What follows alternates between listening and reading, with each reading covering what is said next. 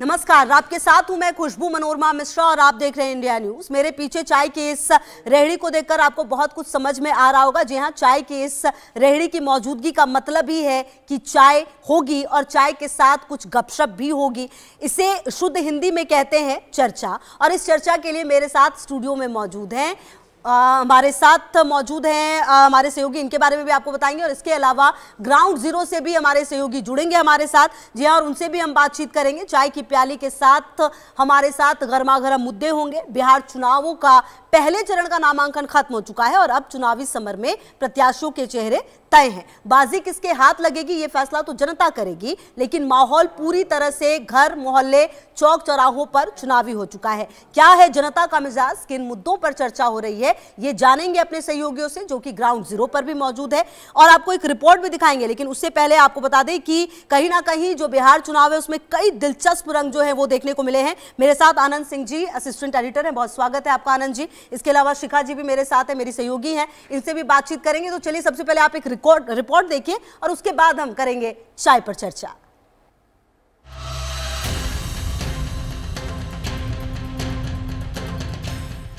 NDA की होगी जीत, लेकिन चीफ मिनिस्टर नहीं होंगे नीतीश।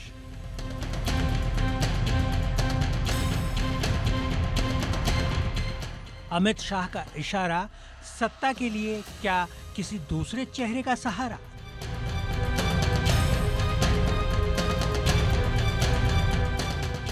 नीतीश सेहत से मजबूर या फिर किसी और कारणों से होंगे कुर्सी से दूर? नीतीश कुमार के नेतृत्व में एनडीए चुनाव लड़ रहा है, लेकिन सीएम कौन होगा ये फैसला चुनावों के बाद विधायक दल की बैठक में होगा। केंद्रीय गृह मंत्री अमित शाह के इस बयान की तासीर को समझिए। बिहार की सियासत में ये सवाल साफ रहा करता था कि विधानसभा चुनाव में अगर जीत हुई, चाहे वो महागठबंधन हो या एनडीए, सीएम पद का चेहरा नीतीश कुमार हुआ करते थे। लेकिन महज एक रोज पहले गृह मंत्री अमित शाह के इस बयान में, जिसमें एनडीए की जंग का सेनापति वो नीतीश कुमार को तो बता रहे, लेकिन पाटलिपुत्र के सिंहासन पर ताजपोशी को लेकर लगने वाली मुहर से हाथ खींच ले रहे। एक निजी चैनल पर इंटरव्यू के दौरान इस सवाल का जवाब जो अमित शाह ने दिया है, उसने जेडीयू को जहां हिला दिया है, वहीं दूसरे सहयोगियों को भी बेचैन कर दिया है। जीतन राम मांझी तो इसे मुद्दा मान बैठे हैं और साफ कह रहे कि सीएम कौन होगा ये तो पहले ही तय किया जाना चाहिए।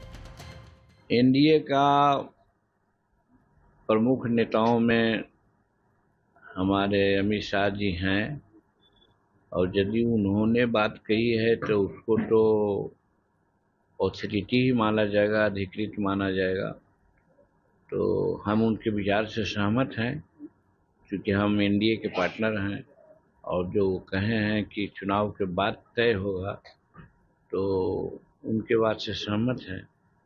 लेकिन अपना विचार हमारा है व्यक्तिगत कि चुनाव के पहले नेता यानी होने वाले मुख्यमंत्री का भी नाम तय हो जाना चाहिए था। कायदे से देखा जाए तो जीतन राम मांझी गलत नहीं है, उन पर नीतीश कुमार के उपकार भी हैं। दोनों के बीच सामंजस्य किसी से छिपा नहीं है। ऐसे में अगर चुनाव बाद एनडीए की सरकार बनती है और कोई और मुख्यमंत्री बने, तो बहुत मुमकिन है कि जीतन राम मांझी की सियासी गणित हिल जाए। तो मांझी भले ही इसे लेकर सवाल उठा रहे हों, लेकिन जेडीयू को ये कोई मुद्दा नहीं लगता। पार्टी के वरिष्ठ नेता लल्लन सिंह मानते हैं कि इसमें कोई मतभेद नहीं है, बल्कि वो मीडिया पर ही बात को तोड़ मरोड़ कर पेश करने का ठीकरा फोड़ रहे। लल्लन सिंह का दावा है कि अमित शाह ने कोई ऐसी बात नहीं की जिसे चुनाव के दौर में सियासी मुद्दा बनाया जाए। भाई, आप लोग बात को समझते नहीं। गृह मंत्री जी के बयान के अलग अलग भाग को तोड़ मरोड़ कर पेश किया जा रहा है। गृह मंत्री जी ने बार बार कहा है कि हम बिहार विधानसभा का चुनाव नीतीश कुमार के नेतृत्व में ही लड़ रहे हैं। गृह मंत्री जी के पूरे बात को पूरे संदर्भ में देखना चाहिए। रिपीटेडली 3 बार उन्होंने कहा कि बिहार का चुनाव हम मुख्यमंत्री नीतीश कुमार जी के नेतृत्व में लड़ रहे हैं। जेडीयू के मुताबिक कहानी में कोई पेच नहीं है, साफ सुथरी और सीधी बात है। बात का बतंगड़ बनाया जा रहा है। हालांकि विपक्ष शाह के बयान को लपक चुका है और माहौल के हिसाब से अब वार कर रहा है। भले ही अमित शाह ने परंपराओं का हवाला देने की बात कही हो, लेकिन बिहार की सियासत में लंबे समय से यही चला आ रहा कि नीतीश कुमार की तबीयत ठीक नहीं, तो क्या इसी वजह से अगुवाई में चुनाव लड़ने की बात और विधायक दल के चुनाव में सत्ता का चेहरा चुने जाने का शिगुफा छोड़ दिया गया है, ताकि सांप भी मर जाए और लाठी भी न टूटे। Bureau report, India news.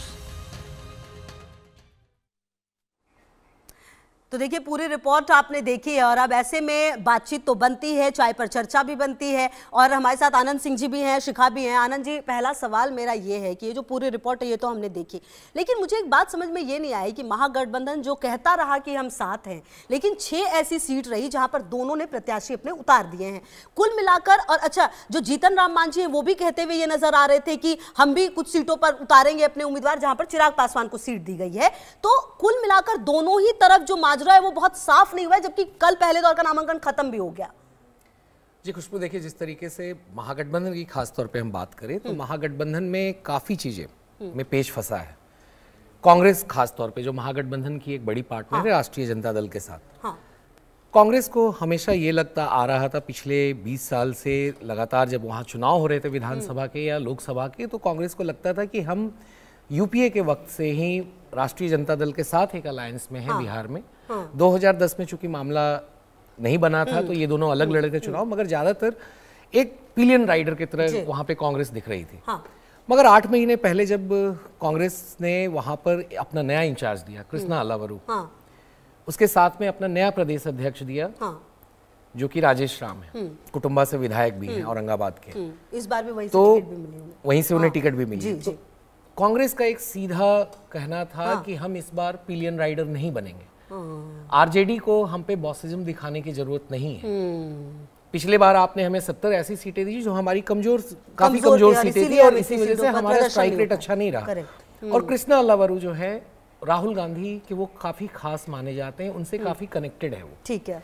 तो उनका सीधा था कि जिस तरीके से जब इन लोगों ने वहां पे कार्यभार संभाला अपना, तो कांग्रेस खेमे में खास तौर पे जो नेता ज्यादा टिल्टेड थे लालू प्रसाद यादव की परिवार से तेजस्वी की तरफ ज्यादा उनका नजरिया था कि उनको हमें बड़ा भाई मानकर बिहार में चलना है, तो कांग्रेस ने इस चीज को पहले कहा कि इसे हमें तोड़ना होगा। ये जकड़न जो है, बेड़ियां जो है 20 साल से, इसे तोड़ के हमें बाहर आना होगा।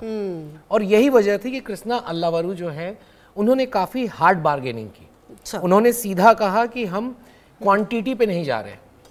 70 सीटें पिछली बार लड़ी थी, इस बार हम 70 नहीं लड़ेंगे, बेशक हमें 60-61 सीट ही आप दीजिए, 10% का फॉर्मूला है, हम कम करते हैं नया अलायंस पार्टनर्स को भी लाने के लिए, हम ऐसा नहीं होने देंगे। हमें हमारे मुताबिक जो हमारी अपनी ट्रेडिशनल सीट्स हैं, हमारी स्ट्रॉन्ग होल्ड है, जहां पर अब हमारी पार्टी खत्म होते जा रही है, तो वहां पर इन लोगों ने राहुल गांधी और कांग्रेस के शीर्ष नेतृत्व को भी इन लोगों ने एक्सप्लेन किया और शीर्ष नेतृत्व इस पे राजी हुआ। ठीक है। फिर फ्री हैंड दिया गया कृष्णा अल्लावरू को, और यही कारण है कि आज कांग्रेस में काफी बड़े बड़े नेता जो हैं बिहार में वो नाराज हैं, क्योंकि उनके बेटे को अभी टिकट कटा है, बिल्कुल उनके परिवार और वही नाराजगी शायद अब जो है वो नजर भी आ रही है। लेकिन क्योंकि चाय पे चर्चा हो रही है, चाय वाले भैया चाय तो पिला दो हमें, चाय पे चर्चा हो रही है, कितनी देर में चाय दे देंगे आप? बस 1 मिनट मैम।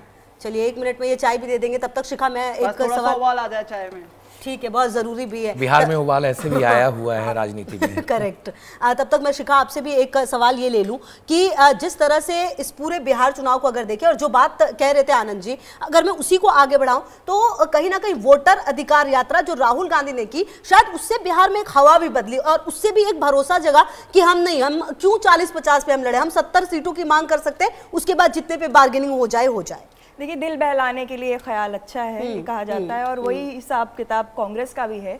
यूपी की एक खींच है जो बिहार में भी देखने को मिल रही है। आपने देखा जब लोकसभा के चुनाव हुए थे तो वहां पे कांग्रेस की एक बहुत बड़ी एक खींच थी कि भाई हमें ऐसी सीटें दे दी गई जिस पे हम फाइट नहीं कर पा रहे हैं। लेकिन आपको ये भी देखना होगा कि कांग्रेस का जनाधार बिल्कुल ग्राउंड पे जो है धीरे धीरे यूपी में भी और बिहार में खत्म होता जा रहा था, सिमटता हुआ जा रहा था। तो अब जो क्षेत्रीय दल है, चाहे वो समाजवादी पार्टी यूपी में हो या फिर बिहार में राजद हो हो तो क्या वो बड़े भाई की भूमिका नहीं निभाएगी बिहार में? तो ये एक धरातल पर जो स्थिति है उसको भी कांग्रेस को समझना होगा। और आप देख सकते हैं कि तमाम तरीके से एनडीए के जितने भी नेता हैं वो महागठबंधन पे क्यों हमलावर हो रहे हैं, क्योंकि अभी तक फर्स्ट फेज का नॉमिनेशन खत्म हो चुका है और महागठबंधन अपना जो है अपना सीट शेयरिंग ही फिक्स नहीं कर पाया है। तो कांग्रेस अगर यही रवैया अख्तियार करती रही तो कहीं ना कहीं उसे जो सीटें उसे मिल रही है उससे भी हाथ धो बैठना पड़ सकता है। बिल्कुल। और ये आपको समझना होगा आनंद जी, देखिए ये बात बहुत ही इंपॉर्टेंट है कि आपको समझना होगा कि अगर आप किसी राज्य में, तो वहां पर जो क्षेत्रीय दलों की भूमिका है वो इंपॉर्टेंट है। आप उसको दरकिनार नहीं कर सकते, जो कांग्रेस करने की कोशिश कर रही थी, जो आप बता भी रहे थे। कांग्रेस दरकिनार नहीं करना चाह रही है, ये हमें समझना होगा। पहली चीज ये, चलिए चाय वाले कांग्रेस चाहती है कि जो सीटें हैं उनकी, जो परंपरागत सीटें, जो उनका स्ट्रॉन्ग होल्ड है, ट्रेडिशनल होल्ड है, उन पे भी वो चुनाव लड़े। ठीक है, आप क्षेत्रीय पार्टी, आप पनपे हैं, पिछले 30 सालों में आप काफी आगे आए हैं, आपकी सरकार भी रही है वहां पर।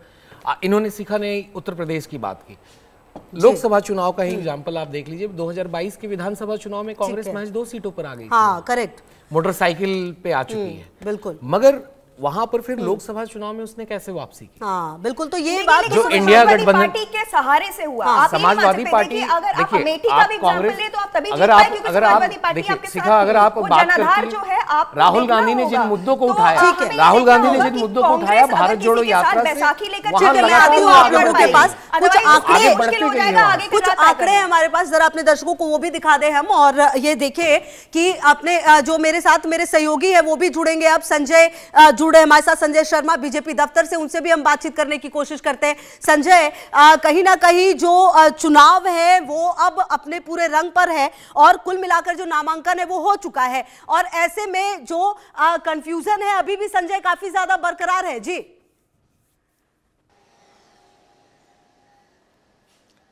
देखिए, टिकटों का बंटवारा नहीं हो पा रहा, नेता का नाम तय नहीं हो पा रहा, कई सारे मतभेद हैं महागठबंधन में भी, एनडीए में भी कई सारे सीट शेयरिंग को लेकर के गठबंधन दल अभी भी नाराज है। हालांकि उन्होंने एक्सेप्ट कर लिया फार्मूला, लेकिन उसके बावजूद भी नाराजगी सबकी दिख रही है।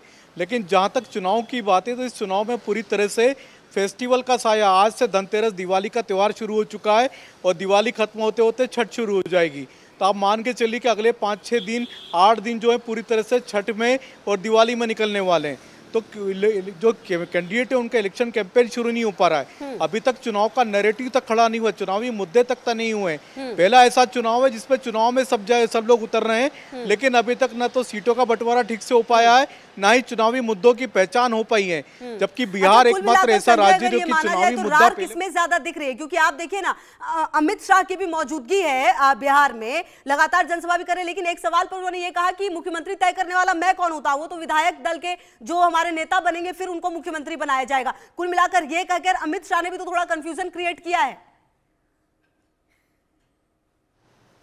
बिल्कुल कंफ्यूजन नहीं है, ये बिल्कुल ठीक बात है कि जो मुख्यमंत्री का फैसला विधायक ही करते हैं, ये तो कॉन्स्टिट्यूशनल बात है। जो उन्होंने बात कही है उसमें कई सारे संदेश जरूर छुपे हुए हैं, आप पॉलिटिकल संदेश उसमें से निकाल सकते हैं कि नीतीश कुमार मुख्यमंत्री नहीं बनेंगे, कोई और बनेगा, तो इस तरह के आप संदेश पॉलिटिकल जरूर निकाल सकते हैं। लेकिन जो बात है कि विधायक ही तय करेंगे मुख्यमंत्री कौन होगा, इस बात पे कौन डिनाई कर सकता है। ठीक है, बिल्कुल। आते हैं आपके पास, शैलेंद्र की भी मौजूदगी अब हमारे साथ है। शैलेंद्र, क्योंकि आपकी मौजूदगी ग्राउंड जीरो पर है इसलिए आप बहुत बेहतर समझ रहे होंगे तमाम चीजों को, किस तरह की स्थिति नजर आ रही है, क्योंकि गृह मंत्री की मौजूदगी अभी वहीं पर है, आज कहां पर क्या होने वाला है, किस तरह की हलचल है आज?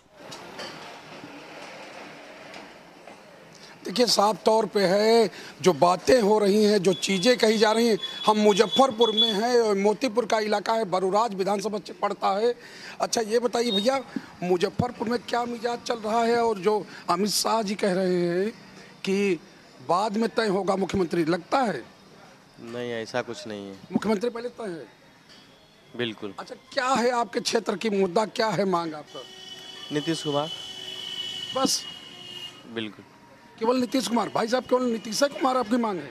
नहीं, ऐसा नहीं है कि नीतीश कुमार सिर्फ हमारा मांग है। हमारा मांग ये है कि हम लोग को चाहिए विकास। विकास जी। कौन कर रहा है विकास? विकास अभी देखिए, अभी हमारे व्यू से हमारा मुजफ्फरपुर अभी डेवलप एरिया है, ठीक है, तो उसको डेवलपमेंट का जरूरत है। जैसे यहाँ पे आपको एजुकेशन सिस्टम। ये बताइए, महागठबंधन वाले सीट नहीं बांट पाए, वो कह रहे हैं मुख्यमंत्री चेहरा तय नहीं, बाद में तय करेंगे। नहीं, ऐसा नहीं है। महागठबंधन का सीट नहीं बटा है तो मुख्यमंत्री का चेहरा अगर पहले डिक्लेयर होता है तो आदमी सोच के वोट देता है कि हाँ हम इसको सीएम बनाना चाह रहे हैं।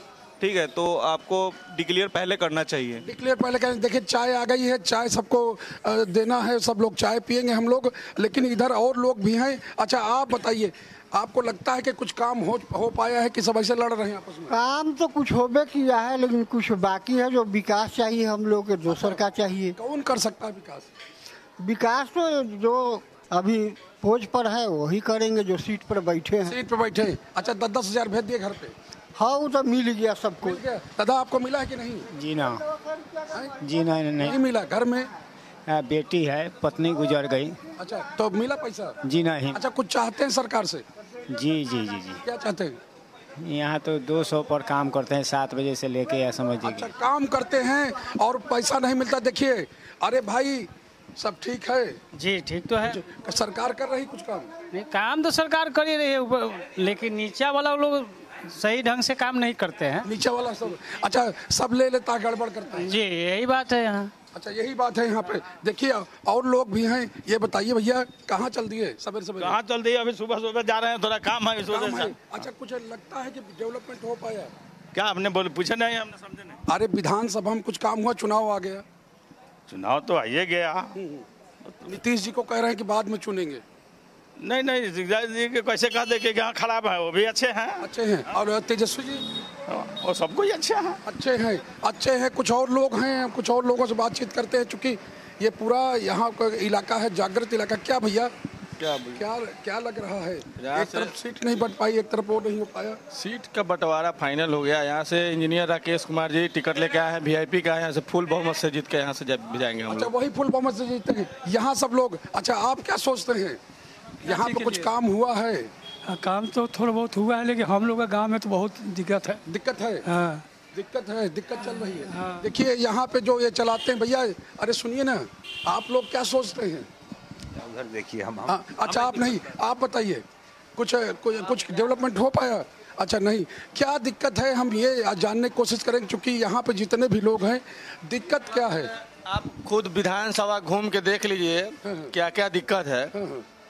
मतलब बहुत ऐसा रोड टूटा हुआ है जो कि विधायक जी दिखने नहीं आते हैं। अच्छा देखने नहीं आते? बिल्कुल नहीं। यहाँ जब से जीते हैं तब से तो दिखते ही नहीं है मोतीपुर में। यहाँ के लोग से पूछ के देखिए आप कि कहीं दिखते हैं विधायक जी? अरुण कुमार कुछ काम नहीं कर रहे? दिखते ही नहीं। काम तो अभी जब चुनाव आया है तो शिलान्यास कर रहे हैं। चुनाव में शिलान्यास होता है। देखिए कुछ और लोग हैं। अच्छा ये बताइए, चुनाव के समय शिलान्यास होता है, कुछ काम होता नहीं है? नहीं होता है। नहीं होता है? नहीं होता है। आपको भी लगता है कोई काम होता है? कुल मिलाकर नहीं होता है।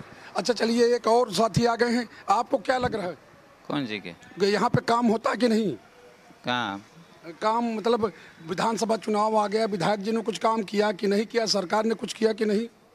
ना अभी तो नहीं हुआ है। नहीं हुआ है तो सब लोग लगभग यही कर रहे हैं। कुल मिलाकर शैलेंद्र ऐसा लगता है कि मिली जुली प्रतिक्रिया है, यहाँ पर काम हुआ भी है, काम नहीं भी हुआ है। बदलाव होगा तो बदलाव होगा। हाँ शैलेंद्र, कुल मिलाकर ऐसा लगता है कि मिली जुली प्रतिक्रिया। आपने जितने भी लोगों से बात की, कुछ लोग ये कह रहे हैं काम हुआ है, कुछ लोग ये कह रहे हैं कि यहाँ पर तो होते ही नहीं है।